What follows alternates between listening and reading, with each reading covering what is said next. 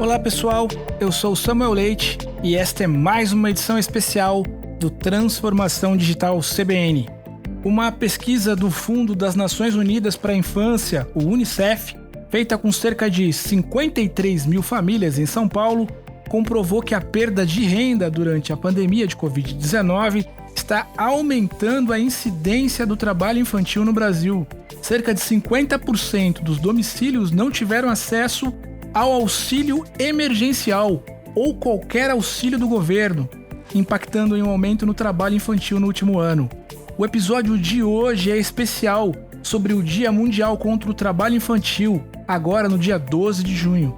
E para falar como ações online podem ajudar a combater o trabalho infantil e auxiliar em lutas sociais importantes, eu convidei Ranieri Pontes, que é gerente da área de proteção a crianças e aos adolescentes do UNICEF, aqui em São Paulo. Ranieri, o que caracteriza o trabalho infantil?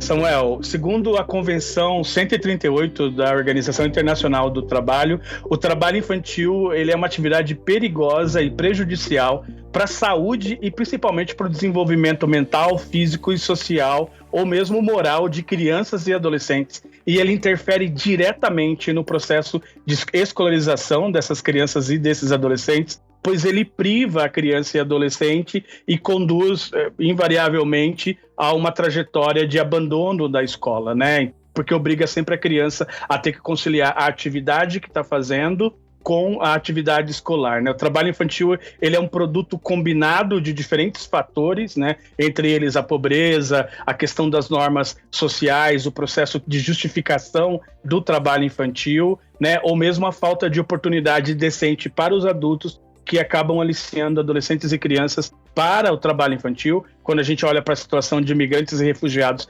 também no Brasil, a gente vê que muitas vezes eles são forçados a colocar suas crianças lá. Então, o trabalho infantil não é apenas uma causa, mas ela também é uma consequência que acentua as desigualdades sociais e que são muitas vezes reforçadas pelo processo de descriminalização.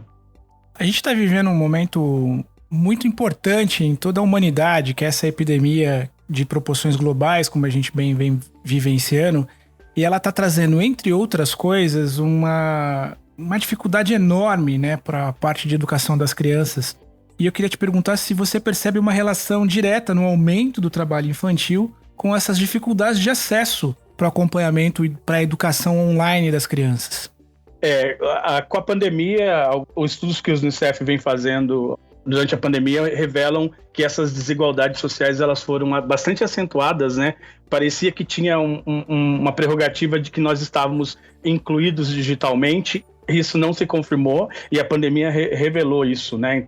E isso impactando diretamente no processo de exclusão escolar, né? Agravando essa situação fortemente no Brasil. Recente pesquisa do UNICEF em São Paulo apontou um aumento de 26% da situação de trabalho infantil entre as famílias que foram beneficiadas pelas ações do UNICEF e seus parceiros, né? Então, fecha a escola, a criança não está mais participando do projeto social, então também tem um grande fator em relação à proteção da criança que está mais vulnerável nesse processo de pandemia, né? Então, é importante, a gente olha para esses dados e tem feito levantamentos de pesquisas que tenham mostrado esse aumento da exclusão escolar, do distanciamento, porque muitas crianças na periferia não têm condições de estarem conectadas acompanhando, né? A gente sabe do esforço de milhares de escolas e de comunidades e municípios para poder manter essa questão do vínculo escolar, mas também sabe que a falta de acesso à internet,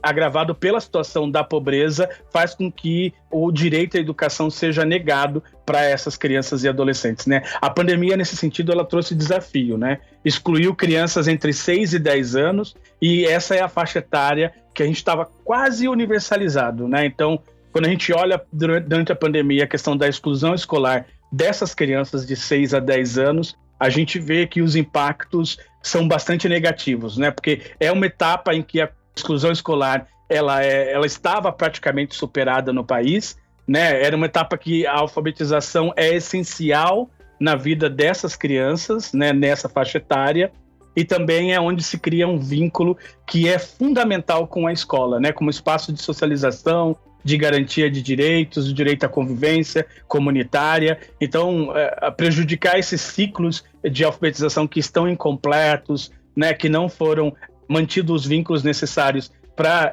desenvolver as suas competências e habilidades educacionais, ele vai provocar invariavelmente a reprovação ou o abandono escolar.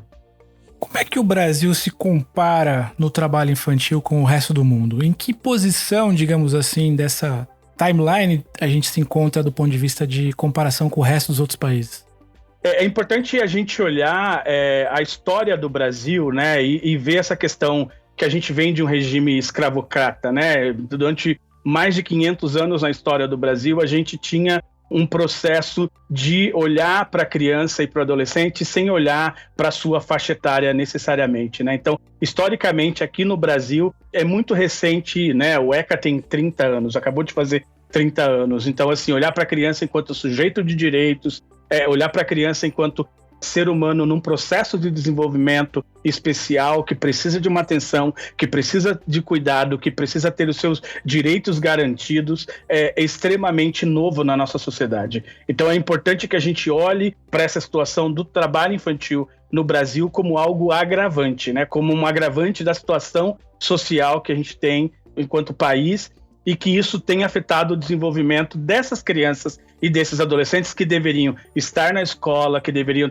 estar sendo protegidos, que deveriam estar em espaços onde eles pudessem garantir o seu próprio desenvolvimento nessa fase, né, de aprendizagem, de brincar, de poder se relacionar com os professores, com a comunidade escolar, com a comunidade que vive e com as famílias, né? Então, eu acho que é importante que, nesse sentido, a gente lute para reabrir as escolas, né? O Unicef tem uma máxima que diz que as escolas deveriam ser o último serviço a ser fechados em situações de emergência e devem ser o primeiro a ser reabertos para uma questão de segurança, e a escola ela tem um papel principal e fundamental no enfrentamento ao trabalho infantil, né? Preciso conscientizar as famílias e as comunidades sobre o tema, e a escola ocupa esse espaço bastante importante. Cada vez mais a gente vem percebendo a importância dos meios digitais em temas relacionados a ativismo, conscientização, enfim, em lutas específicas, né? E cada vez mais a internet vem dando voz e visibilidade para diversas categorias, né? A Unicef recentemente, inclusive, lançou um projeto Crescer com proteção e também a campanha Crescer Sem Violência para o Dia Nacional de Combate ao Abuso e à Exploração Sexual de Crianças e Adolescentes, agora em 18 de maio. Como é que uma campanha virtual pode fazer diferença na vida fora da internet? A internet tem esse grande poder de mobilizar e de trazer informação, né? E aí a gente tem aí um exército de pessoas envolvidas com esse processo de ter boa informação, de ter informação verdadeira, né? No enfrentamento das fake news, das notícias falsas, e também da qualidade dessas informações que são essenciais para a gente manter o diálogo com outras pessoas mesmo no mundo offline.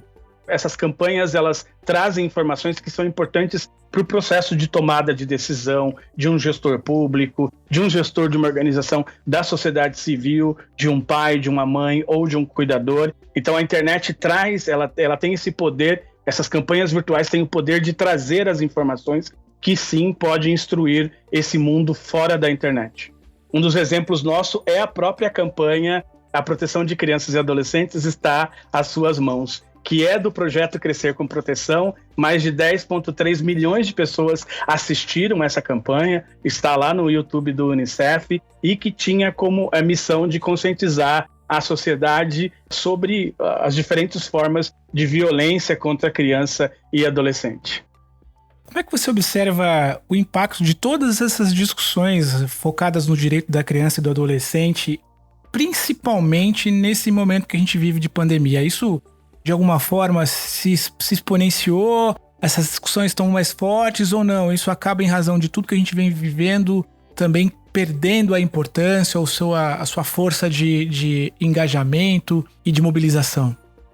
Apesar das crianças e dos adolescentes não serem as principais vítimas, né, do vírus da Covid-19, elas sofrem indiretamente os efeitos dessa pandemia, né? Elas se tornaram durante o processo de pandemia, especialmente mais vulneráveis nesse contexto, né? Então, ficando expostas à situação de violência física, sexual, psicológica, online e também no offline, né? É importante que a gente pense que muitas vezes as pessoas acreditam que as crianças, por não serem a principal vítima, elas não sofrem as consequências disso. É o contrário, né? As crianças se tornaram cada vez mais suscetíveis à questão da pandemia, né? E aí, nesse sentido, também tem uma questão da dimensão da saúde mental, né? Então, é normal a gente se sentir ansioso, é normal a gente se sentir nervoso, a gente se sentir estressados por causa dessa situação da pandemia da Covid-19.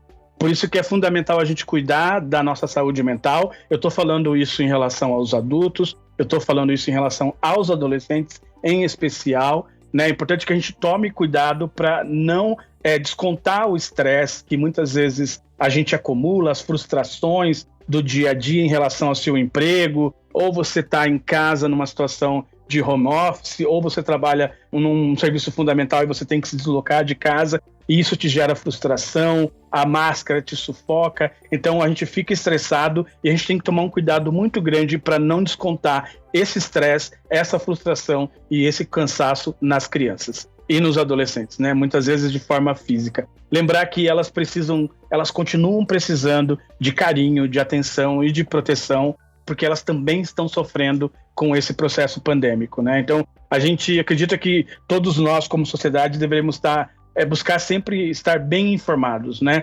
E tentar não necessariamente ficar todo dia acompanhando os noticiários, né? Para ficar se estressando com as informações, mas também checar quais são as fontes das informações que a gente tem acesso, porque tem muita fake news, né? Tem muita notícia falsa por aí que acaba incrementando essa sensação de medo, frustração, de angústia em relação à pandemia. Então, consultar sempre se essa informação está em site confiável, em site seguro. No site do Unicef tem informações sobre essa questão de saúde mental para adolescentes e adultos, né, de como lidar com as crianças e adolescentes nesse processo. No Ministério de Saúde, na Organização Mundial de Saúde, tem esses parâmetros, né? Então, a pandemia ela traz esses impactos, mas a gente tem que juntos buscar soluções e elas estão disponíveis também no mundo online. Ranieri, como os nossos ouvintes que estão em casa podem fazer uma diferença no futuro das crianças no país? Nesse processo de confinamento, né, a gente tem que lembrar que bater, xingar, humilhar ou praticar castigos físicos contra a criança e contra o adolescente é uma expressão de violência, né? Então, por isso que a gente tem que, primeiro, cuidar da nossa saúde mental enquanto adultos, né? Apoiar também processos de cuidado de saúde mental de crianças e de adolescentes, mas também é preciso que a gente sempre tenha em mãos os canais de denúncia para qualquer situação de violência contra a criança e adolescente. Então, se você testemunhar, souber ou mesmo suspeitar de que alguma criança ou adolescente está sendo vítima de negligência, vítima de violência, exploração ou abuso, Disque 100, para que essas violências também contra as crianças e as mulheres, elas sejam denunciadas. No caso de violência contra mulheres, Disque 180. As ligações elas são gratuitas e você não precisa se identificar.